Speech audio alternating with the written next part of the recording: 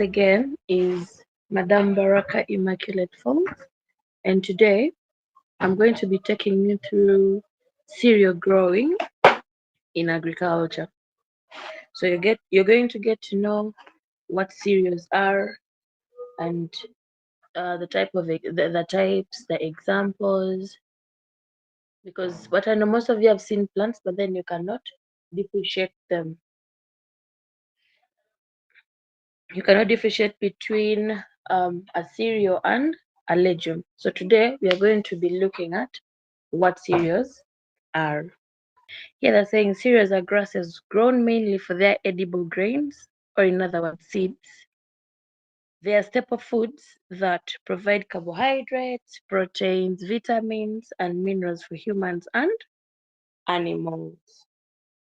So someone will be asking, but most of these examples of cereals, they're saying they're telling us there's maize, rice, wheat, millet, sorghum, barley, oats, and rye. Now, when you look at the nutrients that you've been given, we are having proteins, right? Yes, cereals too give us proteins, but at a smaller percentage compared to legumes. So down there you can see those are the examples of cereals. Any any seed or any plant that at the end of the day gives you a grain or a monocotyledonous seed that becomes a cereal.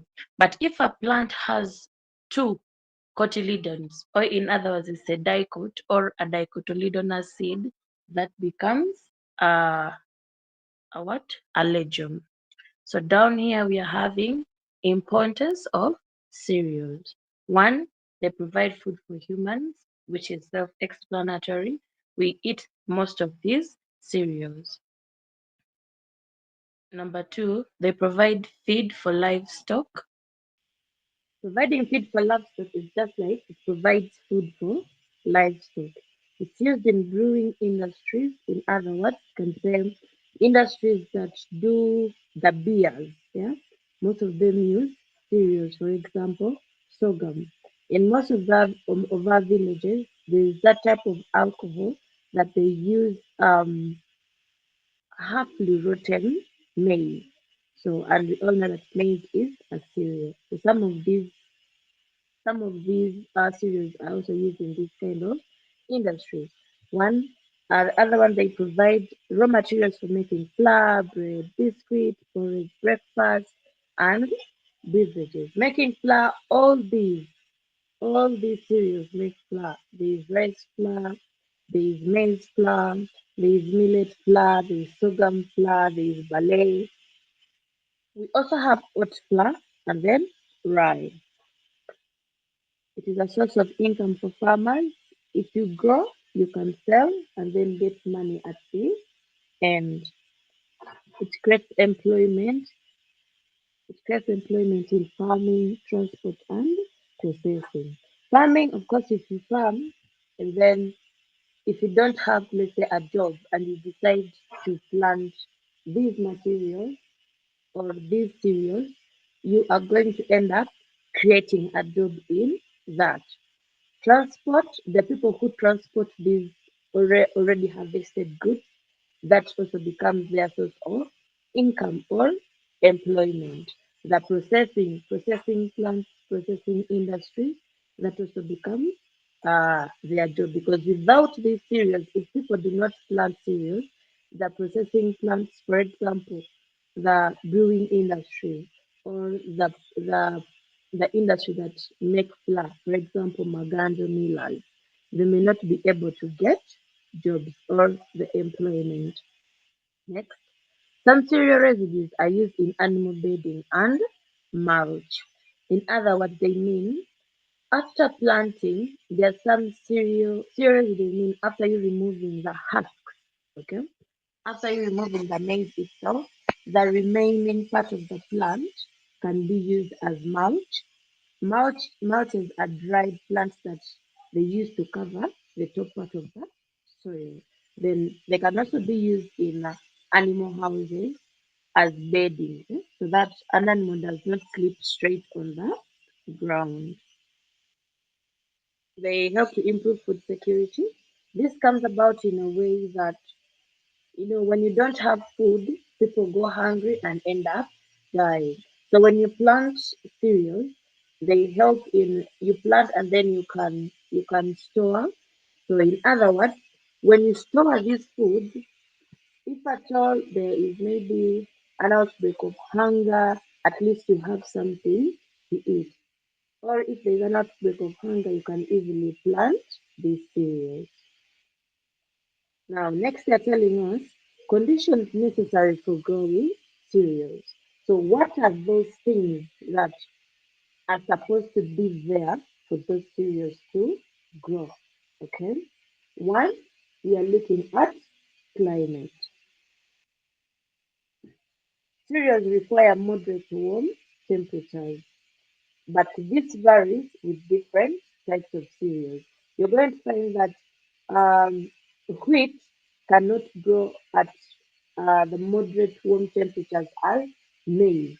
You're going to find that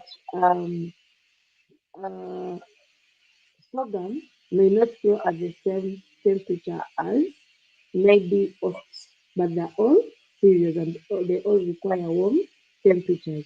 You can never find cereal growing in Antarctica because Antarctica is very, very cold.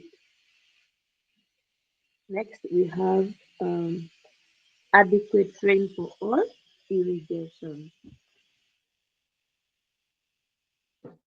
Right now, we have like everyone needs water. Even you yourself, you need water. There are people who say for them they can they can stay without drinking water like 2 days without taking water, which is very abnormal. You get so these cereals require plenty of rainfall. They require, if there is no rainfall, for example, last month it has been very, very dry. The sunshine was a lot. Yeah. So if there's no rainfall, you can come up with an irrigation system. For an irrigation system, we always have uh, drip irrigation. There is gun spray irrigation. So you can use one that is easier for you because without water, these crops are not going to grow. Next, plenty of sunshine for photosynthesis. By plenty of sunshine, they do not mean that now it has to be scorching hot, or it has to be too much, too much. No, these crops need sunshine because it is one of the ingredients or resources that the plant needs to carry out its own food, that is photosynthesis. Next, low humidity during harvesting reduces diseases. In other words, we do not expect you to be harvesting when there is, let's say, a lot of rain. Okay? If there's a lot of rain, that means your harvest is always going to be damp. That's why at the end of every season, you always find that there is what we call like a dry spell, a young dry spell. It's not too hot, it's not too dry, but it's intermediate. That is when you can easily harvest your cereals. Then they're giving you examples of the temperatures that some of these cereals would need. Maize 18 to 30 degrees Celsius, and then wheat 15 to 25 degrees Celsius. But now here in Africa, especially in Uganda, as long as you can, as a farmer, you have to learn how to time the weather. You may not be able to afford um, temperature measurement tools, but then you can easily tell that this this is the right time for me to harvest, okay, and this is the right time for me to plant. So the next factor is soil. The best soils for growing cereals: one, it should be deep, it should be fertile, it should be well drained, should be rich in organic matter, and a pH of about 5.5 to 7.5. So by deep, when it's deep, the nutrients, the plant is able uh, to get nutrients, very many nutrients from the soil. You get, because sometimes when, for example, when it's raining, there is leaching according to, depending on the type of soil. So if the plant is if the soils are only shallow, the plant will not be able to absorb nutrients and water from the soil. And the soil should also be fertile. The easiest way you can tell that a particular soil is fertile and also okay for cereal growing or any other growing, we always use soils that are called loam soil. For loam soil, there we have two colors. It's always dark brown or blackish, that kind of color. If you've seen that kind of color, most especially when you look at how the rubbish pits are, yeah, that kind of color. They are very good for cereal growing. That means the soil is fertile. They're also saying well drained. For well drained, it means that when you are going to, where you're going to plant, that plot of land, if at all it rains, the water is not able to remain stagnant in, like stagnant. By stagnant, I mean, you see, sometimes when you pour water, there's a time where water only stays on top of the soil, so it looks like a pool. That means that part of that land is not well drained. So, for the cereal crops to grow well, that soil has to be well drained. That even if it rains, when you go to that garden, you are not going to see a pool of water. Why? The water will have been absorbed deep in the soil, or it would have seeped inside the soil rather than remaining on top of the soil. Next, rich in organic matter. Organic matter, this is brought about by the death of the living things in the soil, and then the leaves that rot. So when these leaves rot and then the dead living organism in the soil also rot, they bring up what we call organic matter, which is good for the health of the plant. Then a pH of 5.5 to 7.5. I don't know if you guys have been taught or you know anything about pH, but we always have a scale of pH. Yeah. By scale, I mean we have from 0 to 14. So from 0, 1, 2, 3, 4, 5 till 7, that means the soils are acidic. But we have uh, levels of acidity. There's one that is too acidic, then there's one that is lesser acidic. I'll be showing you how this looks like. And then from 8 to 14, the soils or the solution becomes basic. 7 is a neutral number. So if you may be trying to look for a pH of a particular substance and it gives you 7, that means it is neutral. But 7.5, that means it's now turning into basic. When we're calculating pH, we do not round off. So 5.5, that means that the soils, 5.5 to 7.5 means the soils are less acidic. Okay. Then what to avoid? Waterlogged soils. That's what I was explaining. Poorly drained soils lead to water logging, or other words, water stagnation. Yeah. So you have to really avoid those types of soils. Very sandy soils. Now, this is self-explanatory. For sand soil, it does not hold water. Okay, it does not hold water. So if it cannot hold water, you cannot expect it uh, to hold nutrients. When it rains in places that have sandy soils, water easily seeps through. Why? It has bigger particles. Okay, so if water easily seeps through, even if you've applied fertilizers, those nutrients will also be leached deep down into the soil. So sandy soils do not support the growth of cereals, unless if maybe around your area you're having sandy soils, but then you really want to you want to plant cereals, you can do what we call mulling. Mulling, you get clay soil and sand soil, and then you mix them together. Okay, that can help support the growth of cereals. Okay, another thing to avoid is very acidic soils. There are crops that grow in acidic soils. There are crops that grow in less acidic soils. There are crops that grow in basic soils. But now, for cereals, you should avoid acidic soils. We have a pH scale meter that is used to tell if the particular soil is acidic, basic, or neutral. So for you to find out if the soils are acidic, you have to use that tool. The next is water. We all need water, okay? So if you need water, plants too need the water. So water is required for one, seed germination. Number two, nutrient transport.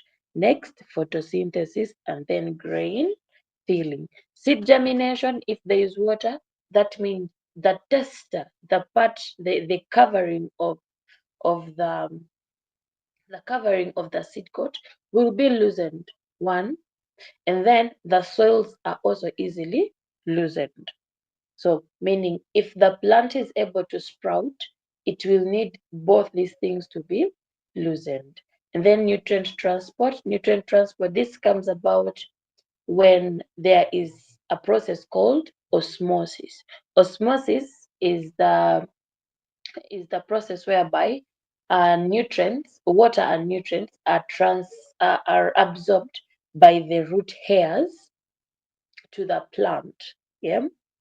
So for a plant to absorb these nutrients have to dissolve in water. Okay, we can't just have a nutrient just there, like like tea. Let's say Baraka, I'm just here standing, then I'm absorbed. No, these nutrients have to be dissolved in the water so that they are uptaken by the plant. But we always have exceptions of mineral salts. There are other mineral salts that are taken by what we call active transport, but we are not going to go so much into that. Photosynthesis, as I said, it is the process by which green plants make their own food. So as that process is going on, they still have to be water. Grain filling, that comes about when the plant is growing. It's it's um it's the whole part of the grain has to be filled with water. That's why when you get a fresh maize grain and you squeeze, a liquid will always come out of it. Okay, so if there is no water, that is not going to be formed. Then they're also saying too much water causes root rot, while too little water reduces yield. As they have always said, too much of anything is always bad. So it has to be a 50-50. Water, but do not overwater it. Okay. Water, but then do not provide little water. That being said, I wanted to show you a pH scale. Okay, thank you. So this is a scale I was talking about. Okay. We have from 0 to 6. This if at all you're using a solution, if at all you're using maybe soil. Now for this case, we are looking at soils. If you use a scale meter, a pH scale meter, you are going to if you're using it to determine what types of soil or what pH is the soil that you're going to use, If at all it gives you a pH of from 1, 2, 3, 4, 5 up to 6, yeah, any of that is acidic, but the acidity differs from 1, 2, 3 to around 4.5. That means the soils are too acidic or very acidic. But from 4.678 to around 6.0 or 6.5, that means the the acidity is a little bit low. But then when you come to 7, 7 is a neutral pH number. Yeah, it's like water. Water is a neutral solvent. Okay, meaning it can dissolve anything. You can put it in anything. Then when it comes to 8, up 7.5 to 8, then 14. That means that soil is basic, but even the basicity differs. There is too basic and then moderately basic. From 12 to 14, that soil is too basic, and then from maybe 7.5 to around 11.5, they are moderately basic. So that is a pH scale. We are now going to be looking at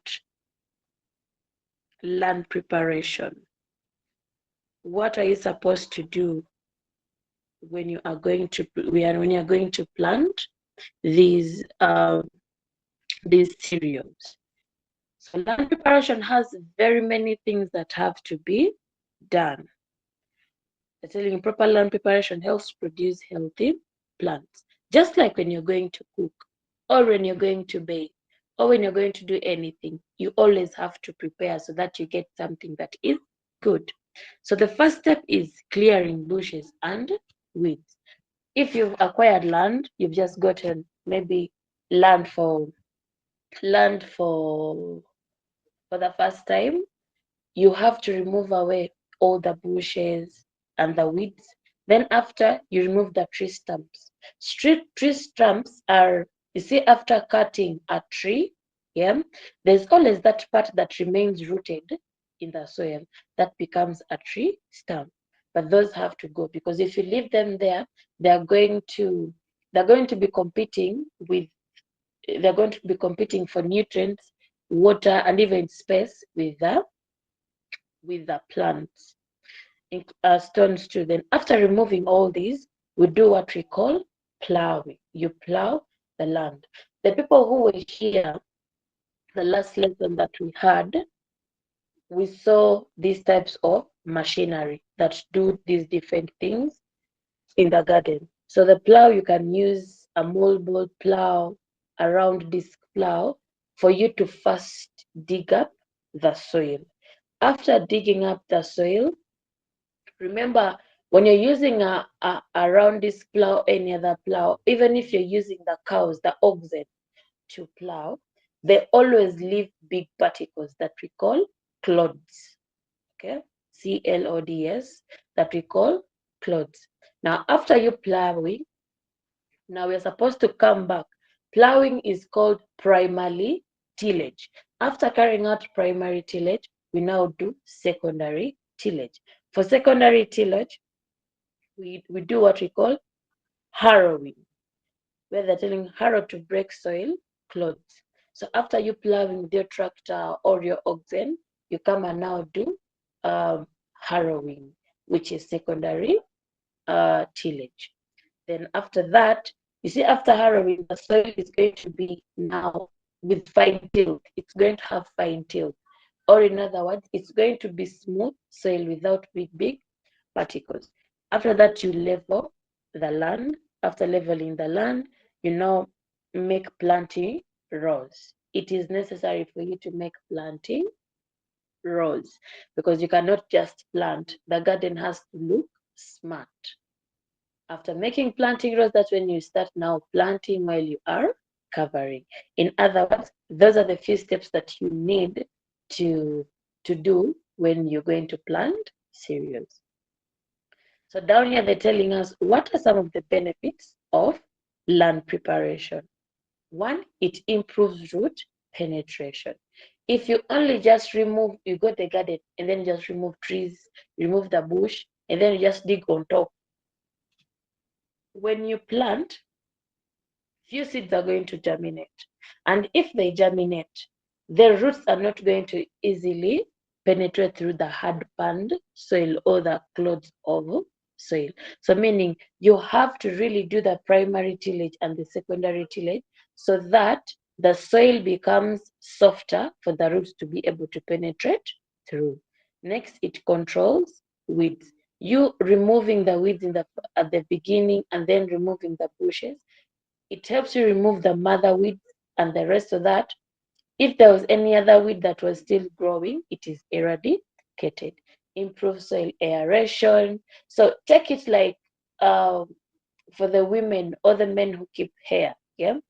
If at all you've taken a very long time without combing your hair, if you want to oil that hair, it's going to become very difficult.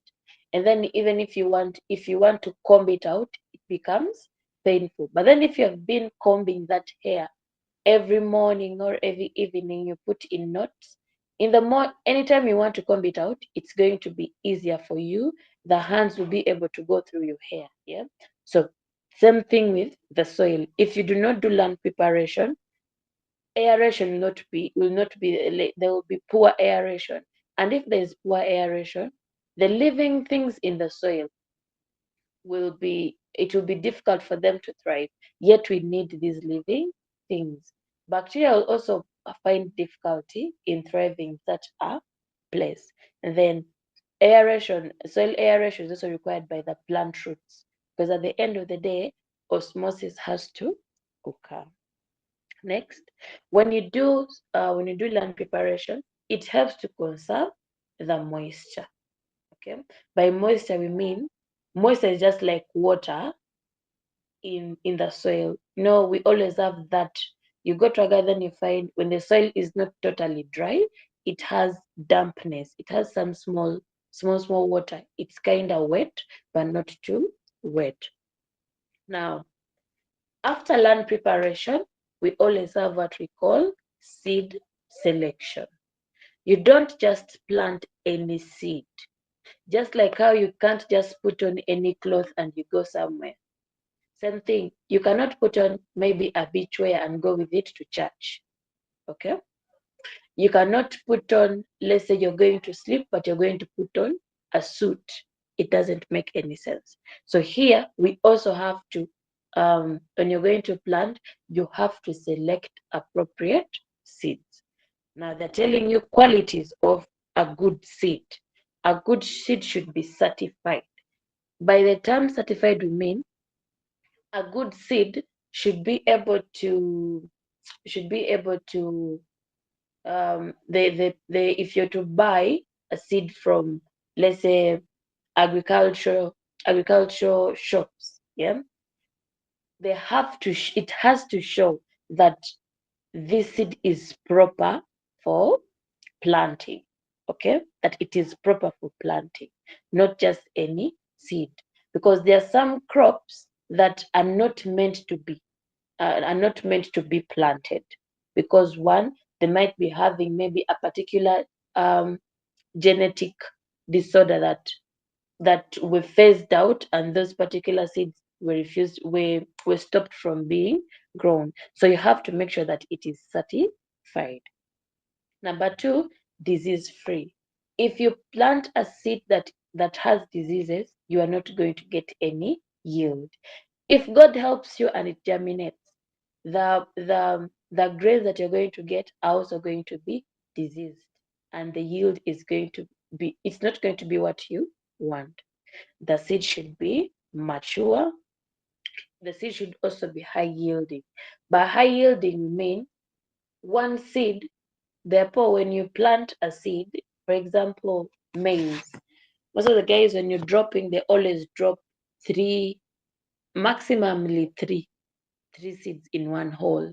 But you're going to find that one seed will put up 2 cobs of maize, but on the same plant. That means that seed is high yielding. Next, it should be of a pure variety. For example, if you are planting, I'm going to use colors. I don't know if this side you guys have seen them, but in Kenya we have different types of maize.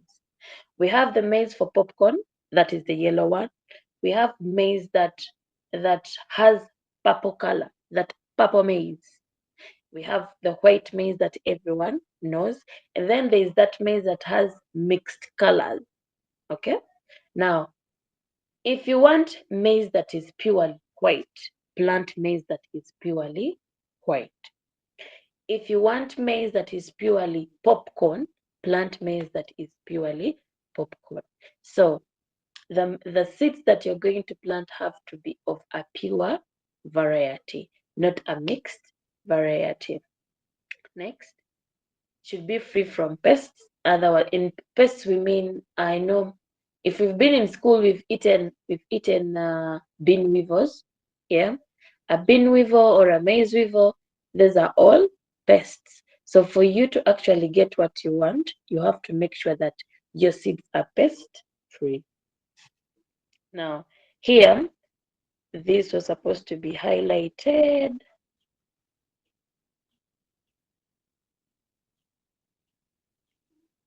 So we are now going to be looking at how methods of planting cereals. Okay, one, we have broadcasting. Broadcasting, this is where you go to the garden, you've cleared, you've done everything, you've prepared your land properly, you've carried out primary and secondary tillage, and then you stand somewhere or with other people, then you just throw the maize seeds anyhow. You just keep on spreading them. That is broadcasting. But broadcasting is mostly done with cereals that have small grains. For example, sorghum and millet. Those ones you can easily broadcast. For maize, I wouldn't advise someone to do the broadcasting method. Then we have drilling in rows. So drilling in rows, this one, if you have a driller, there's a machine called a driller. You can use it to drill. Then the other one we have dibbling. I remember showing you a dibbler when we were studying farm tools. For dibbling, it's just one. It's a tool that you put seeds and then you just keep on pressing. You just keep on pressing in the soil while moving forward. Then another condition is time of planting. The other transplanting, we have time of planting. Time of planting, they plant at the beginning of the rainy season. Okay, just like how a rain has started, this is the best time you can easily start planting your cereals. For spacing, for it depends on what type of cereal, because rice has a different spacing. When it comes to rice and maize, they all have different spacing. Oats have different spacing. For sorghum and millet, those ones, if you're using broadcasting, just know they also have different spacing. Okay. Now they're giving you examples of the spacing. For example, in maize, you need 75 centimeters between rows, and then 25 to 30 centimeters between the plant. So I wanted to also show you the broadcasting method, and then, or even the drilling method. Let me hope everyone beautiful farmers. Let me hope everyone is able to see this. But here they're just going to show you amaranthus. Amaranthus is dodo. So The English name for dodo is Amaranthus spp. Spp means it has different varieties. You allow the mkulima wangu hapa wangu watazomsha mchicha Amaranthus.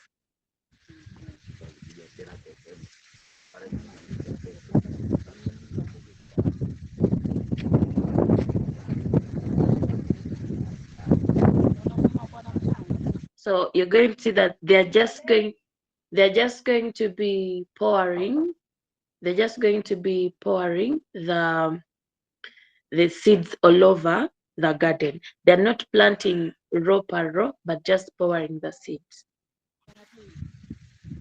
So that is broadcasting. You just keep spreading.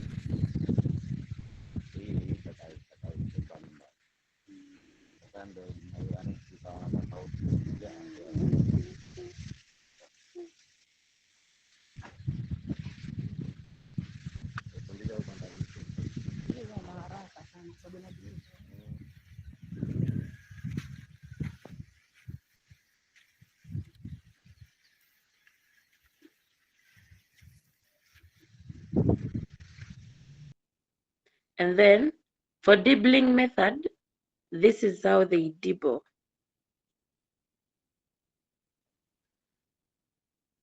Now, that is the dibbling method. You just have a dibbler, or others use a stick that has a sharp end. You make a line and then create a hole and then just keep on throwing the seeds. That is dibbling.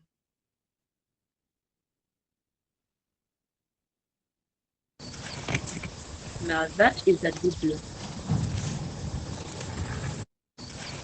So here they're transplanting a particular plant using a dibbler.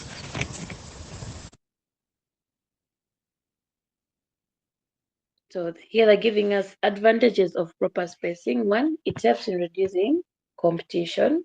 See, competition for space, competition for water and nutrients.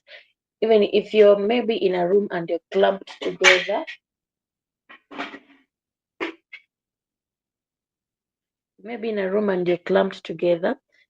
you may start feeling too hot. Maybe you're not breathing well, But then, if at all you're given space, you can easily do what you're supposed to be doing.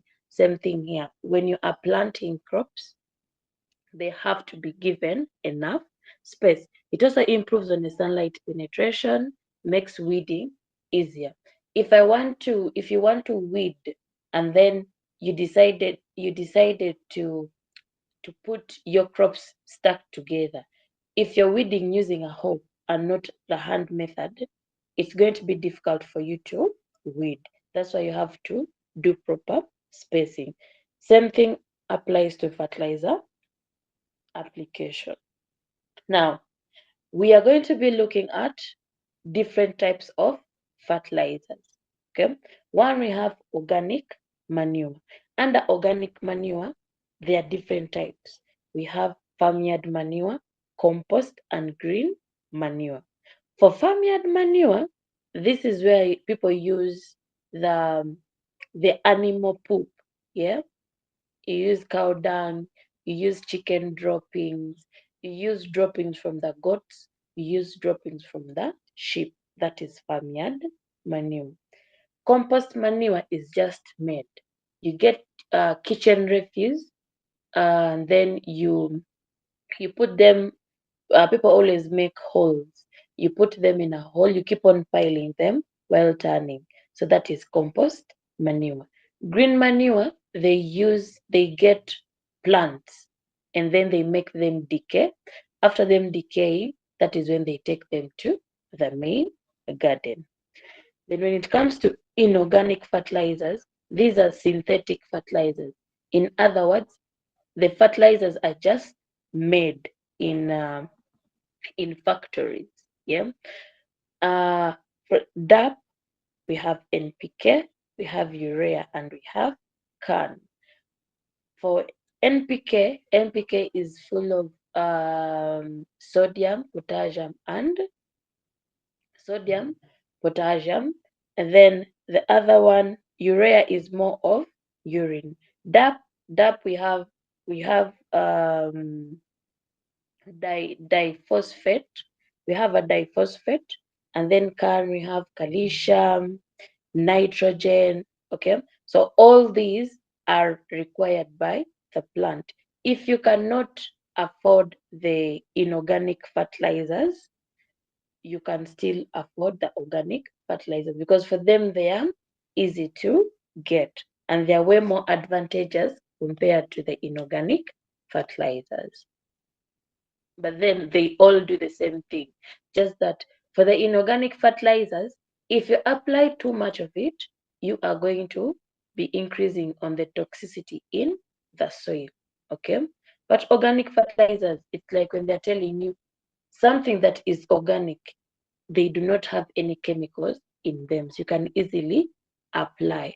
But this application also matters. You cannot get fresh cow dung and take it in the garden. That means your crops are going to die out. So you have to first keep them for maybe, let's say, 3 to 4 days, 5 days before applying it in the garden. Then here we have importance. The importance of fertilizers. One, fertilizer application. One, it improves growth. Let's say fertilizer, like, they have nutrients that the plant need. Okay, they improve on the growth, they increase the yield, they promote healthy roots, encourage grain formation, and then encourage grain formation. So these are some of the importances of fertilizers. So we are now going to be looking at crop management. So crop management, we have different ways we can manage crops. After planting, you don't just leave your crops there. Okay? After plant, it's like when you plait hair, you don't just leave your hair there. You have to take care of the hair. You have to keep oiling. Sometimes you have to put some water. You have to keep the scalp moist. You get, but especially for the people who are keeping natural hair. So same thing, if you have planted, you don't just leave your crops there. So the first crop management practice that we have is weeding. Okay, for weeding, this is the removal of unwanted plants in the garden. Okay, unwanted, we mean if you have planted maize, we have different types of weeds. One, we have witchweed. If you've been in a maize garden, there's that weed that has purple flowers. That is called a witchweed. We also have lion's ear. We have Sodom apple. There are very many types of weeds that, if you're to take up agriculture till senior full, you will be able to know these types of weeds. But right now in senior two, just know there are those weeds. But the main weed that keeps on disturbing maize farmers, it's the witch weed. You can also call this astragalus. Now, these weeds, they compete for nutrients. One of the reasons as to why you should remove them from your garden, they compete for nutrients. Remember, they are also plants and they also need to survive. Okay, so look at the weeds like thieves. Okay, thieves are people, right? We all hate thieves, but they're also human beings. You're going to find that someone is stealing because they do not have and they also need to survive. So same thing with the weeds. They are plants and they also need to survive, but then for them to survive, they have to steal the nutrients that are made for the other crops that you have planted. Same thing with sunlight. Now they harbor diseases and pests. You may find that a particular weed is going to be a home of some pests, and then these pests maybe will attack the plant that you may have grown, or the cereals that you may have grown. That's why you have to eradicate them. You have to remove them out of your garden. Now we have types of weeding: hand weeding, hoeing, and then herbicide use. Hand weeding, you're using your hands to pull out the weeds, but we all know this is never effective because there are some weeds that really have strong anchorage. Their roots are really strong that they need a particular tool to to be able to remove them out of the garden. Next, we have hoeing. Hoeing, this is where you use the hoe to weed. And then herbicide. Herbicides, here you use chemicals to kill the seeds, the weeds, sorry. Herbicides, we have contact, we have non-contact. You'll see more of this when you decide to take up agriculture, like in senior four, because in senior four we expound most of these things. So herbicides are just chemicals used to kill the weeds. So the next management practice is thinning. Thinning is the removal of excess seedlings to maintain correct spacing. So there are people, when they are planting, most of the time you might mistakenly put, let's say, four seeds or even five. The maximum number of seeds in a hole is supposed to be three, and even three sometimes is too much. Okay, so thinning, this is where you go to the garden and then you remove some of these plants. If they're supposed to be two and in the hole there are five, you remove the three. Okay, and then you remain with that two. If there are four and you want three, you remove one. So that is thinning. So advantages, they reduce on the competition. Same thing, competition for nutrients, sunlight, and space. They produce stronger plants. Stronger plants come in a way that if you thin or if you remove some of these plants, you're not the other plants are not going to they're not going to have to compete for the nutrients. Okay, they're not going to have to compete for space. If there's competition, there's the stronger one wins. Okay, and then the weak one dies out. So if you reduce some of these plants, the nutrients there are going to be divided equally to the remaining plants. So next practice we have gap filling.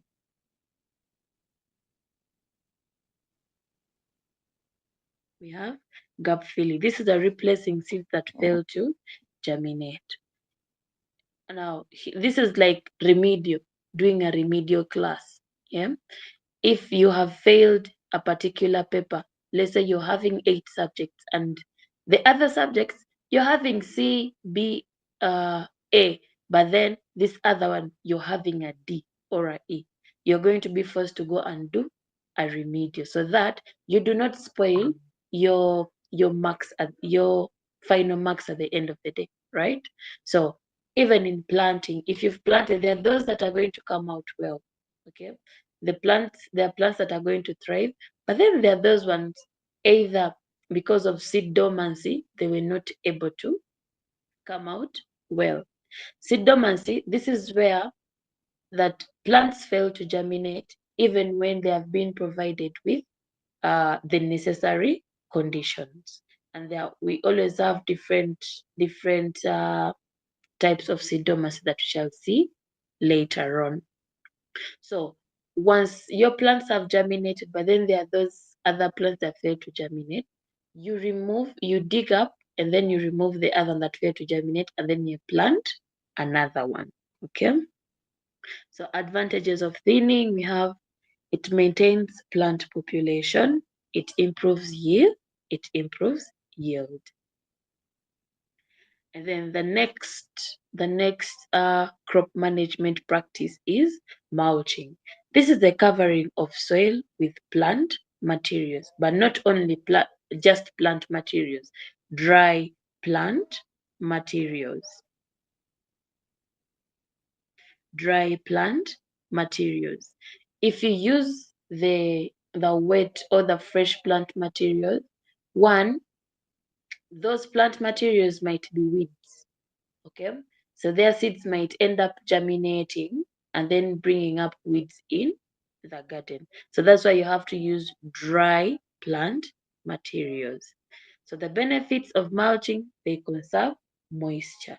It's just like when you are feeling cold and then you put on a sweater, you're going to trap the heat that the body produces. You'll trap it into you so that you do not feel cold. So mulches act like a jacket for the soil, so that when it is shining, the water in the soil does not evaporate that much into the atmosphere. It controls weeds. When you cover the soil, remember, when you're mulching, you're only covering the soil. You're not, the other plant has already grown. If you cover that soil, you're going to stop or you're going to make it difficult for another plant to actually come out of that covered soil. Prevent soil erosion.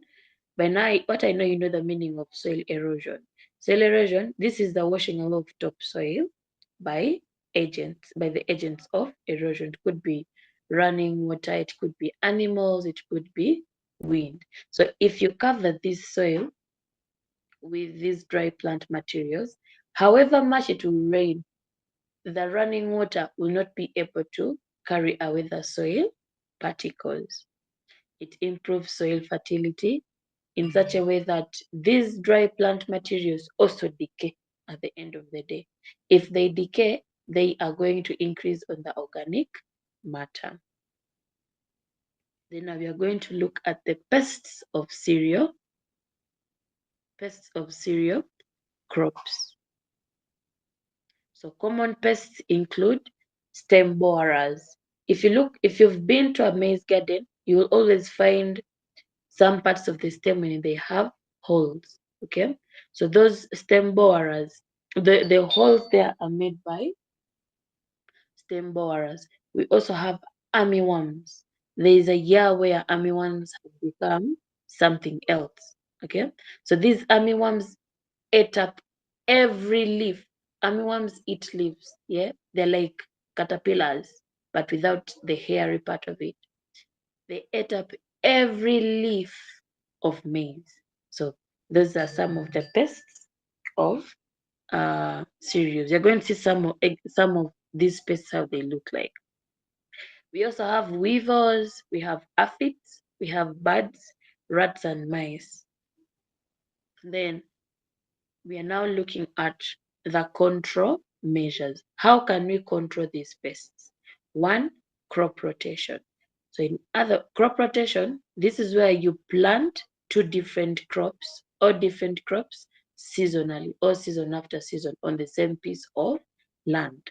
For example, if this season you've decided to plant maize, next season plant beans. Why? If you decide to plant maize this season, and next season you plant again sorghum or you plant rice, you're going to find that there are some pests that attack cereal crops. So the pest that attacks maize is the same pest that is going to attack sorghum. So for you to break the cycle or kill this pest, you have to do crop rotation. Plant this season, plant maize, next season plant beans, because they all have different types of uh, of pests that attack them. Then you also have early planting. Plant earlier than you waiting for the season to get in the middle, where pests can also time. Now this is the time where people plant. They also now start thriving. Yeah. So you have to plant early. Resistant varieties. Plant varieties that can easily resist pest attack. Okay. Then use recommended pesticides. Just like we talked about herbicides, the chemicals that kill pests are called pesticides. Then field sanitation. Field sanitation comes in a way that you have to carry out weeding. Okay, if you don't weed, most of these weeds harbor pests. So if you do not weed, the pests are going to keep on thriving since they have where to stay. bird scaring, you have to put scarecrows, and then proper storage. You have to do what we call proper storage. By proper storage, you don't just get your maize after getting your maize from the garden and then you just throw it in a room. Yeah, stores or storage houses for these crops always have rules. Yeah, one, you have to make sure that the floor is always clean, and then you have what we call pellets where you can easily put the sacks. Okay, next they're telling us we're now going to look at the diseases of cereals. Before we look at the diseases of cereals, let me first show you how some of these pests look like.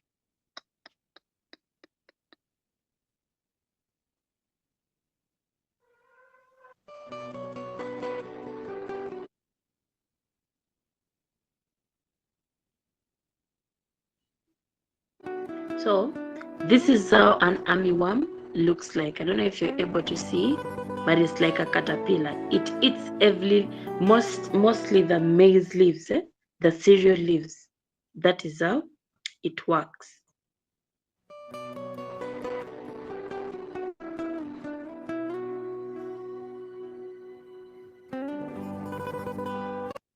And then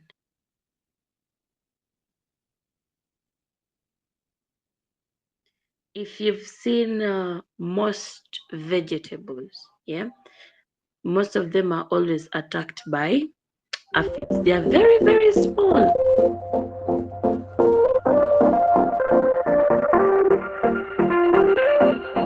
But that is how aphids affect the crops.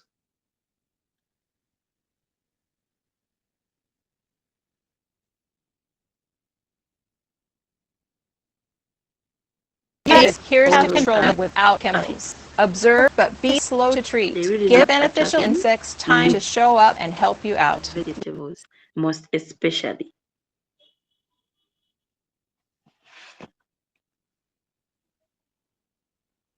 So now let's look at the different diseases. The different diseases of cereals. We have rust, we have maize smut, we have blight, downy mildew, leaf spot, maize streak. And then we shall also look at the control. But now, before that, I think let's just see the diseases of cereals. Conditions. We have 3 major rust diseases in Australia: stem, stripe, leaf rust. So if you've really been in a cereal garden, most especially sorghum and maize, or even rice sometimes, you'd always see maize rust. So this is how maize rust looks like. And we estimate. So if you get some time, you could go and do more of research about how some of these diseases actually look like. So control, use certified seeds, resistant varieties, fungicides. Fungicides are also chemicals chemicals that are used to control or kill some of these diseases, because some of these diseases are brought about by fungi. Okay, then carry out crop rotation, destroy infected plants, good field sanitation, and then good field sanitation. Now we are going to be looking at when to harvest. What at what point are you supposed to harvest? One, harvest when the grains are mature. Therefore, when you go to the garden, the easiest way for you to know that a grain is mature, for maize, you first go and check if you open a small part of the husks and then just press. If it is too soft, that means that maize has not yet, the grains have not yet matured. Then sometimes the husks start drying up. Okay, leaves have dried, then moisture content is low. Once you press maize, and then that milky part of it comes out so much, that means the maize has not yet matured. Then methods of harvesting, we have hand harvesting, mechanical harvesting, and then mechanical harvesting. Hand harvesting is where you're using your hands. You go to the garden, maybe with a nail or any other stick you use for harvesting. Then for mechanical harvesting, this is where we use the harvesters, the combined harvesters. For combined harvesters, we looked at it when we were looking at farm tools, equipment, and implements. So we also have post-harvest handling. Post-harvest handling, this means what are those things that you're supposed to do after harvesting? One, dry grains thoroughly. Immediately you have harvested, you've got your grains from the garden.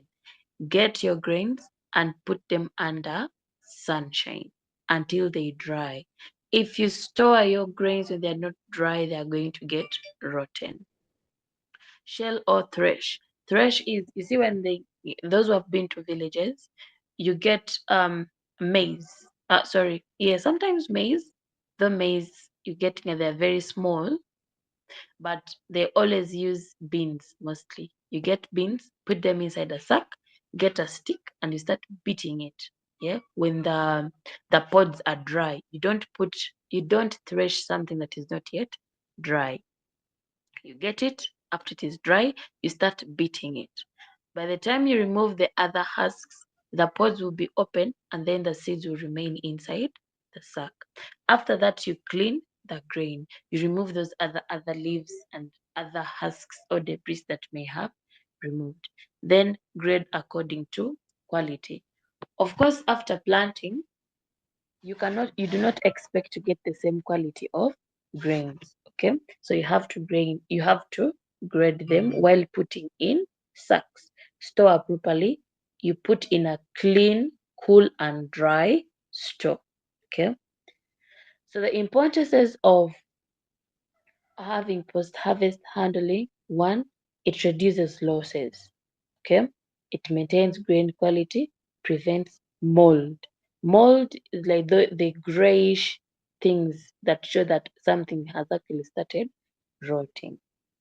Storage of cereals: store in silos, granaries, airtight bags, and then a clean, dry stores. Okay, so precautions when it comes to storing. Yeah, what are you supposed to do to avoid the to avoid losses? One, keep stores dry. Keep stores dry. Okay, please your do not keep your cereals in a dry store, in a wet store. Number two, control insects. One way of controlling insects: use what we have the powder pesticides. After you've harvested, you put in the sack, you can always sprinkle powder. In the villages, people always use ash. Sprinkle on top of the cereals. Then keep away from rodents. The easiest way to keep away from rodents: raise the sacks and then put rat guards. Okay, to avoid the rats from entering the store. Here, giving you uses of cereal. One, people eat them as food, animal feed, flour production, brewing, that is making like alcohol, biofuel production. Biofuel production, they mean things like biogas. Yeah? Then you can also use seeds for planting, and then industrial starch production. So all that being said, we also have to look at parts of a cereal plant. But these cut across. Okay, these parts cut across. One, a cereal plant belongs to the grass family and has both vegetative parts and reproductive parts. Vegetative parts are things used for growth, and then reproductive used for producing seeds. So the first part we are looking at is roots. You've heard me talk about roots used for absorption, anchorage. So roots anchor the plant and absorb water and mineral nutrients or mineral salts. Anchorage kwe kukwatira, that strong hold inside the soil, that is anchorage. Then you have different types of roots. You have primary roots, secondary roots, brace roots.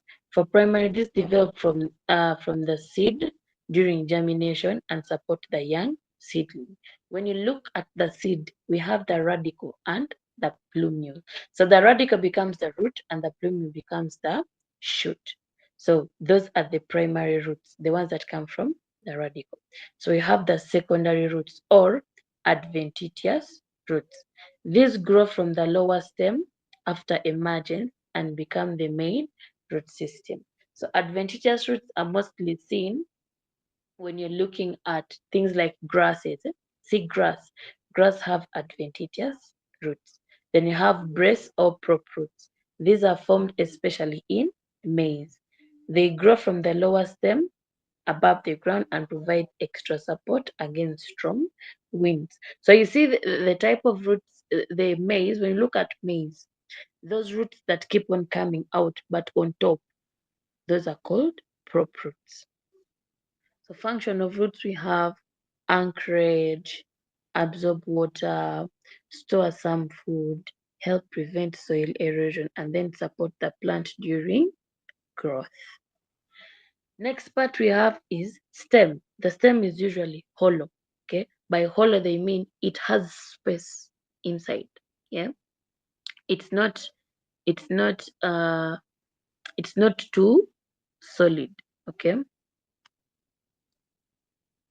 Next, the same except in maize and sorghum where it is solid, but in some of the cereals, when you break the stem, for example, you can use bamboo. Yeah, you can use elephant grass. When you break them, you'll find some space inside. Okay, that's what they mean by hollow. Parts of the same, we have nodes. Those are swollen joints where leaves arise, internodes, stem sections between the two nodes. Function of the stem, they support leaves, flowers, and grains.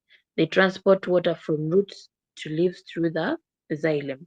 The xylem and the phloem, these are parts that are found inside the stem. Then the phloem helps to transport the manufactured food. Xylem, its work is transport water. Then phloem, its work is transport manufactured food. Then stores food in some cereals. The next part is leaves. Now, we all know what leaves are, okay? We've seen leaves before. So parts of leaves, we have a leaf blade, a leaf sheath, a ligule, and auricles. These some of, just because of time, some of these notes are going to be they're going to maybe send some of these notes to you guys so that you can reread. So leaves are the main site of photosynthesis. Without leaves, without leaves, the plant may not be able to make its own food. However much we have three types of photosynthesis. We have the stomatophotosynthesis, we have the lenticular photosynthesis, and then we have the forgetting the third one. But the lenticular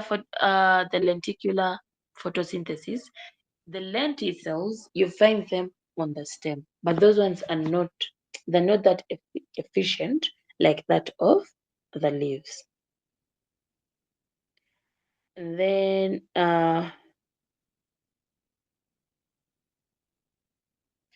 the function of the leaves, we have photosynthesis, respiration, transpiration, and gas exchange. Then there is manufacture of food.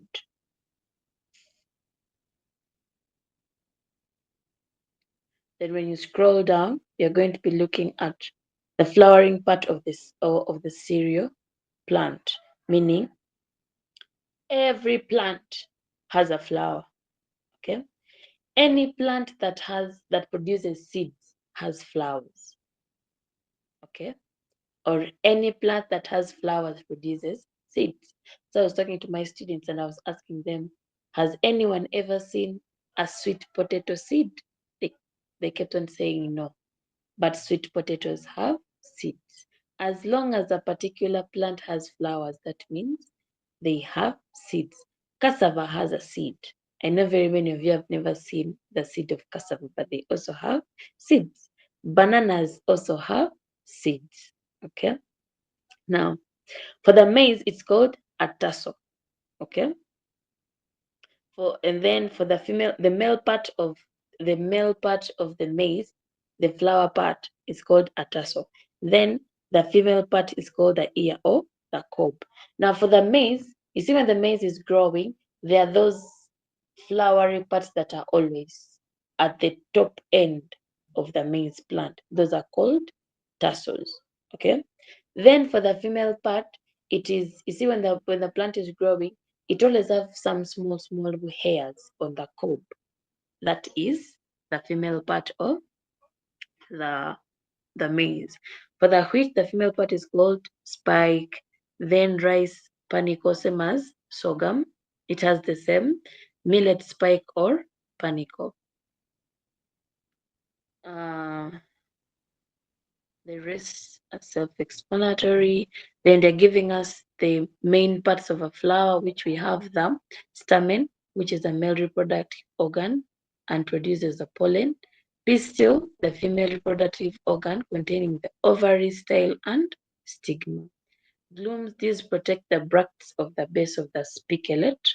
And then the lemma, these are the outer protective bract around the floret. The floret is just the small part of a flower is called a floret. Functions of flower: pollination, fertilization, and seed formation. Then you look at the seed, the main parts of a seed.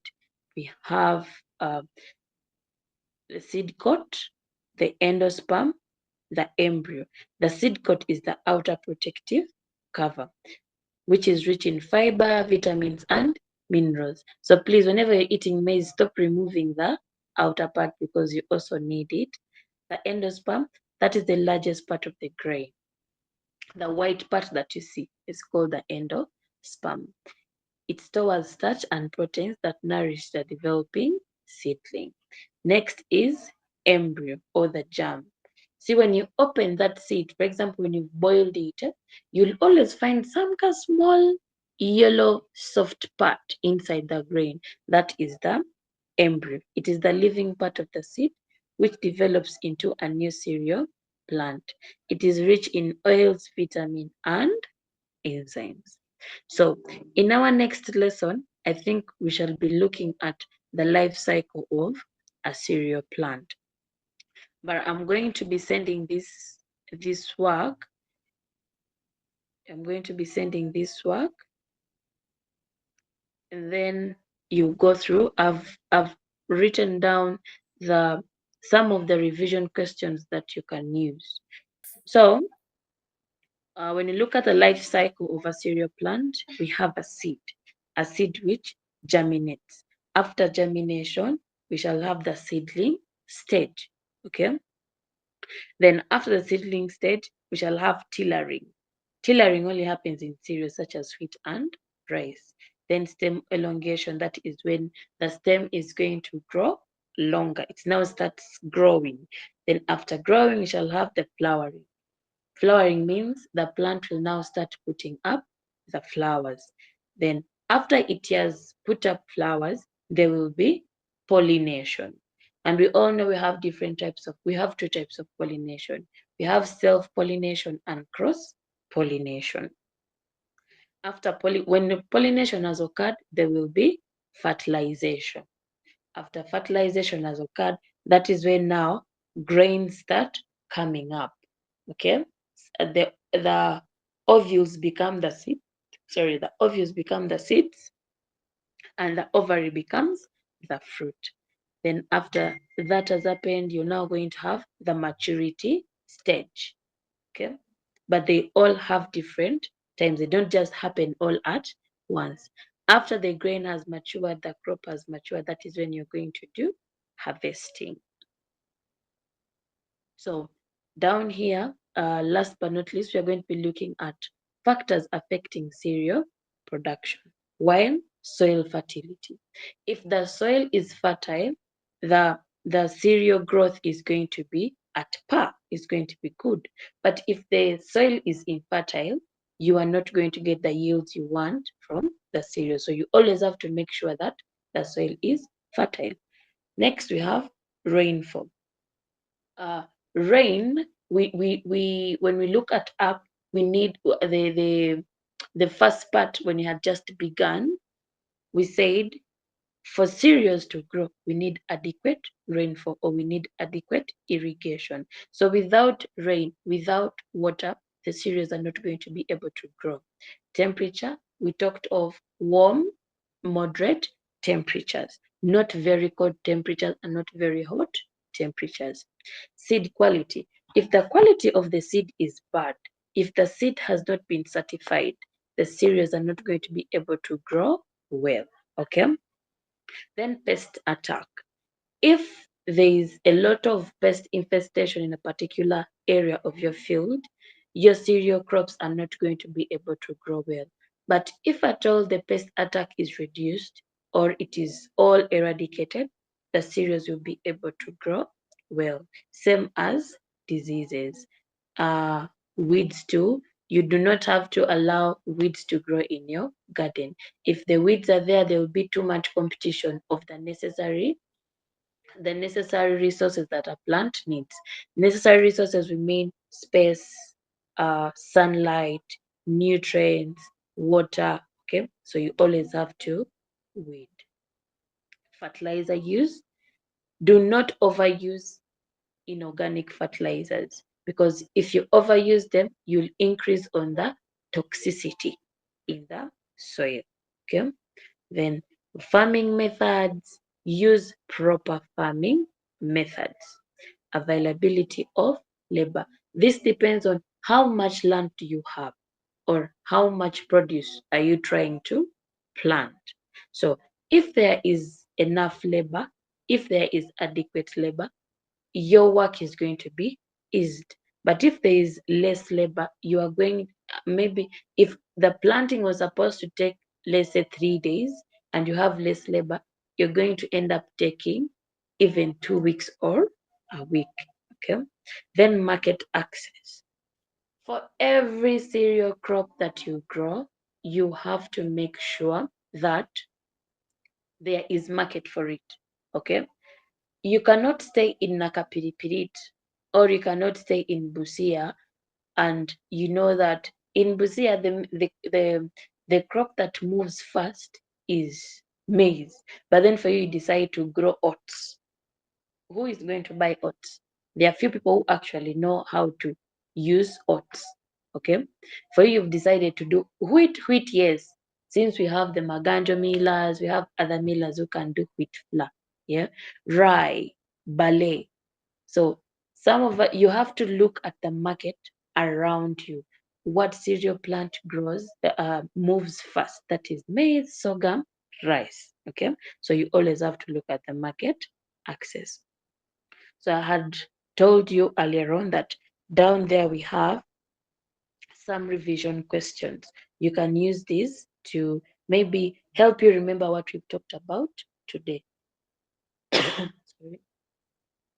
So with that being said, I want to thank you once again for coming. Thank you for being here. In case of anything, you can always ask. In case of maybe clarification, you can always leave your questions with Lydia. I'll be able to get them. Thank you very much once again. I remain Baraka Immaculate. Have a good day. Thank you so much, Teacher Immaculate. Thank you for that insightful lesson today. This and all the live classes are always recorded and uploaded on the Magezi Harvest School Year ecosystem. So you can always find these classes there for future reference or for clarity on what you've not understood during the live class.